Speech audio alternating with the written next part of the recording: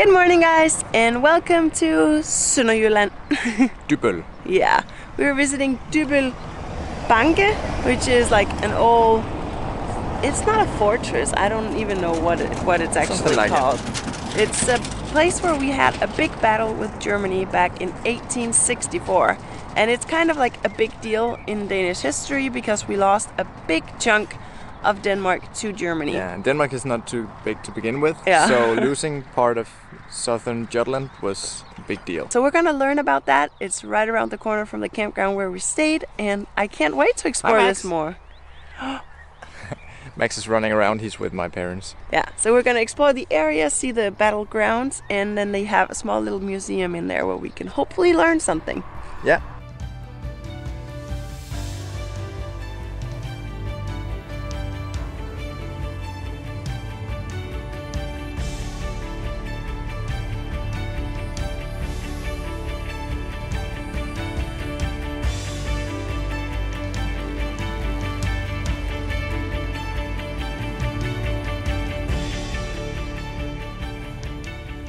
Look at this huge gun. This is a front-loaded one, and he was telling us about it. So they had to put the powder in, and they had to stamp it down, and then they had to do some stuff down here before they could shoot. And when they were in the military base, where they had warm fingers and they were just training, they could do it in 37 seconds. But this battle was fought during the winter, which was actually not normal. A lot of times they just like went on break for the whole winter. They just went home and then they resumed the battle in the spring when the weather was warmer. But they had a really tough time loading this bad boy when their hands were freezing cold. So that's part of the reason why Denmark lost this battle, because the Germans, they had a backloaded one, so they could lie down and load it, and they could fire 7 shots in the same time that the Danes could fire 1.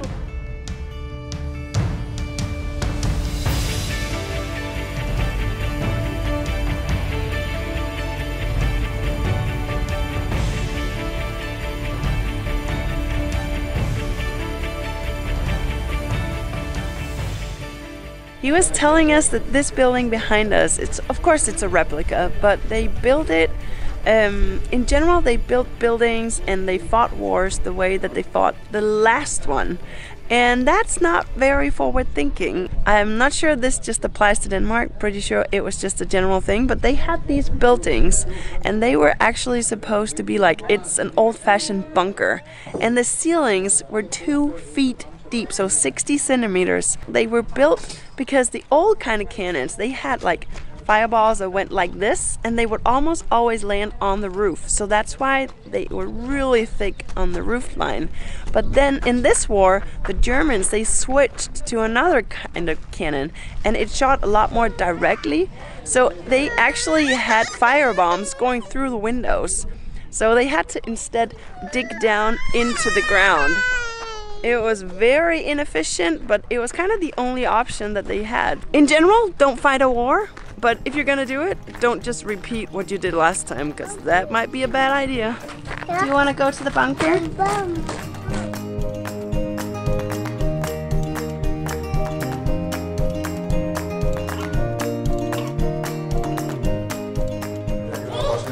Look at this door. That's very thick. And these hinges. Crazy. All of Scandinavia actually fought here to keep Denmark Danish. So this monument over here shows that it was Denmark, Finland, Sweden and Norway. Hence the 4 corners. Yeah, and excuse for the blanket, it was pretty cold this morning. It's not super cold, but he likes warm weather. And it's just like a little misty, so we're kind of waiting for the sun to burn it off. You're wearing wool. Yeah. I'm a Dane, I come prepared, right? Once the Germans conquered this area, they had a whole like big memorial thing up here, and that of course got torn down. So now they're just a whole bunch of piles of old rocks. That's all that remains, because the Danish resistance during the Second World War tore down. They did not want it here anymore. They didn't want to be associated with the Germans apparently, and so they tore it down, and now there's nothing, but it has a great view from here.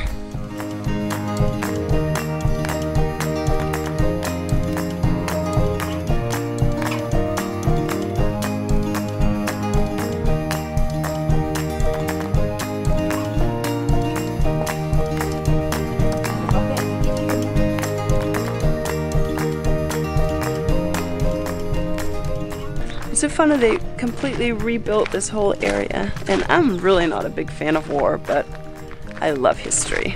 I think learning about history like this, I think it's so interesting, and I love making it fun for Max as well. So if I can pass that on to him, the fascination of history, that would be awesome. And just learning about it so you don't repeat it, I think, is a big part of it. And just so you can enjoy what's actually around you and what people sacrifice before you, so you can have what you have. Look at this. So beautiful and peaceful here now, and it hasn't always been.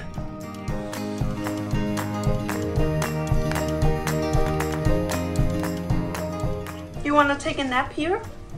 Mm-hmm. This is where the soldiers used to sleep. One big communal bed. I guess they could pass on the heat from one person to the next. But the mice were actually also very easy to get to the next feed. And eat all your crackers! When you first enter, there's an introductory movie, so I'm just gonna watch it. It's 20 minutes and it gives a brief overview of the whole history and the events leading up to it. It's getting loud.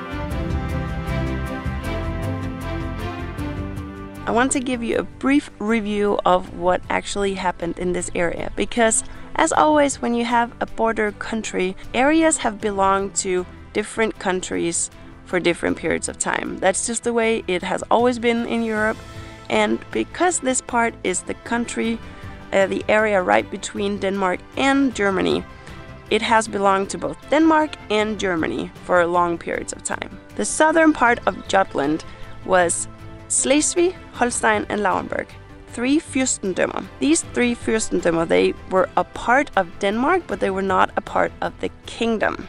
And what happened was that the Danish king wanted the northern part to be part of the Danish kingdom. The other 2 southern parts, they did not want the 3 parts to be separated. And this, of course, caused a big conflict.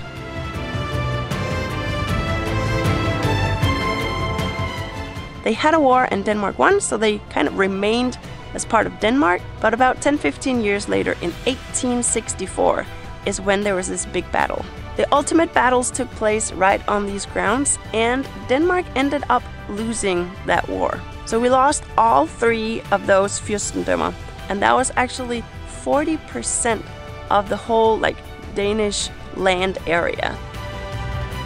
So Denmark was reduced to just almost half the size, which is very, very small.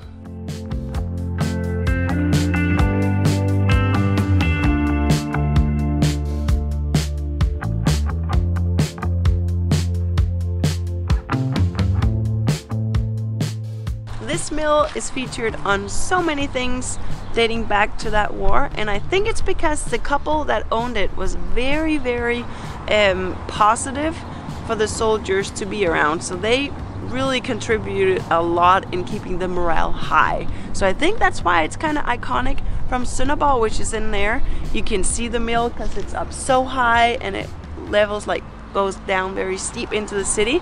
So I think that's why it's so significant, because they of course they used it as a lookout, but it didn't really have anything to do with the war in any other way. So we are going on a bit of a hike. So we are just strolling down these fields, and this is where the Germans, they actually used to dig trenches to get close to what are these things called? It's like a defense thing. A higher ground where you could keep watch with the area? Yeah, but they had 10 different stations. And I actually don't know what they're called in English, but they had 10 of these defenses spread out on this hill.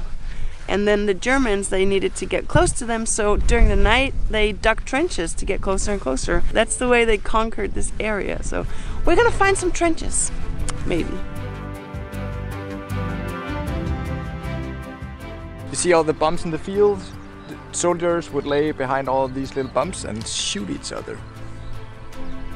That's funny that they're still here. I thought they would have been evened out by now, but nope. After the First World War, when Germany lost, the Allied forces decided that the northern part, Schleswig, had to have a vote whether they wanted to belong to Denmark or to Germany. The southern parts, they were German, there was no question about it, but the northern part. So they had a vote, and that's how the new border was placed. The northern part went to Denmark and the southern part went to Germany. And I think this is a very, very cool way of deciding where a border should go. The border has been that way and in that exact place ever since, and I'm fairly confident that it will stay just like that. Now, obviously, this is a very long history and very complicated, so that's why we checked out the museum and they gave us so much great info. So if you want to learn more about it, go to the museum for sure. Up at the Dybbøl History Center is what they call it. We had a guide tell us different things and it was very interesting. And one of the things that he told us was about the clothes that the soldiers they wore. And he told us that it was customary that under their woolen coats they wore just like cotton shirts. And they went down to their knees and then they had like a slit all the way from there up to here. And you know why? Because underwear did not exist. So they just took the bottom of the slit and just like tuck it one part down, the other part forward, and then they had underwear. And then he noted, do you imagine the smell when they had to finally pull that thing over their head after 2 weeks? Ew! But he was great, and I highly recommend that you go there if you're in this area.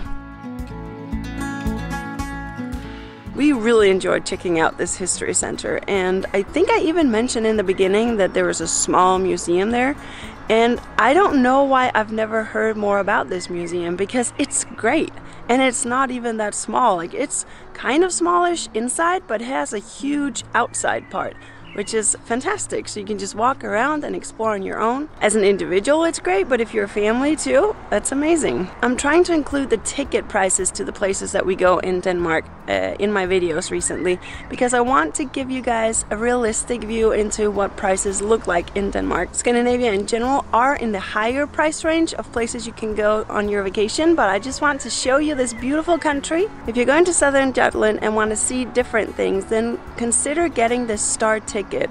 It gives you entrance to this historic center, Sønderborg Castle, and Universe, which is a science park in the area. And you get all of that for 295. I'll put the euros and the dollars on the screen, but that is a great price and you actually get a really big discount. I really recommend that. That's what we did and we saved a ton. I really enjoy sharing this beautiful country with you guys, and I just want to ask you, have you ever considered coming to Denmark for your vacation? If not, maybe you should. Well, I hope you liked the video. Give it a thumbs up, subscribe, and share with your friends. It helps me reach more people. And we'll see you guys next time for more Southern Jutland exploring. Bye!